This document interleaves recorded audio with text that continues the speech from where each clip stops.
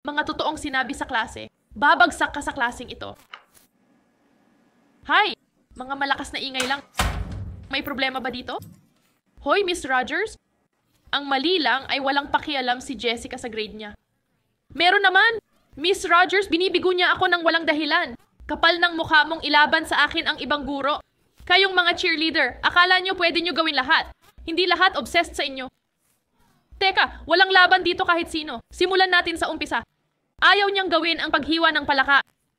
Pinasuot ni coach ang uniform, di pwedeng madumihan. Alam mo ang tungkol sa palaka pero isinuot mo pa rin iyan. Wala choice ang atleta, pero dapat may protective gear ka.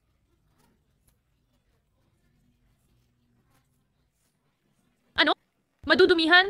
Nangyayari yan. Bahagi yan ng buhay. Ginagawa namin ito taon-taon.